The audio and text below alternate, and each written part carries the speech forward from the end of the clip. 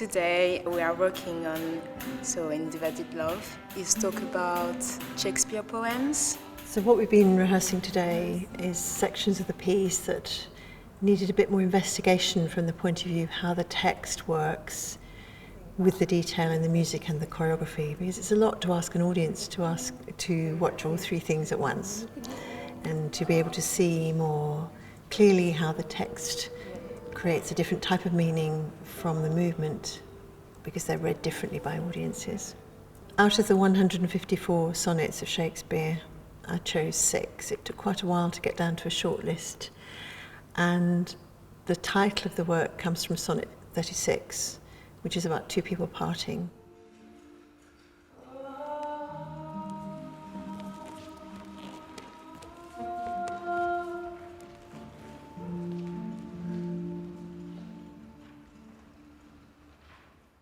Kate is really trying to build a narrative out of a set of sonnets. Some of them are more well known, some of them are less well known, but throughout all of them, she's trying to take the stories more or less, or the experiences of two characters that appear in the sonnets often, and one character who's reading the sonnets, and she's trying to build this kind of cohesive storyline. So what we were working on mostly today was making sure that cohesiveness, that kind of that thread, that through line is present throughout the piece and is visible through our movement, is noticeable through our movement.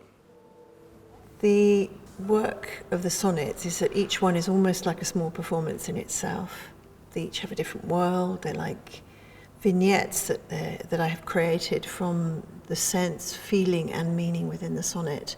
And we've put the text into it as quotes rather than hear the whole sonnet, hoping that everybody will go away and read them. To narrow down to those sonnets, thematically, I found one that was a clue, which was a man who loves both a woman and a man, and those two betray him by falling in love with one another. What people will get out of this work that they might not have gotten from reading Shakespeare is a bit more exploration into the different levels of interpersonal play that Shakespeare was really interested in. That each character and how they relate to each other is really layered and really complex. So I think that'll be clearer for people watching this piece. Just how complex and how complicated the lives of these people are within the writings. And I think, do step back on it. It looks quite characteristic. It's been a huge challenge to work with this material. It's iconic. It is very well known. It's very well interpreted by many, many people.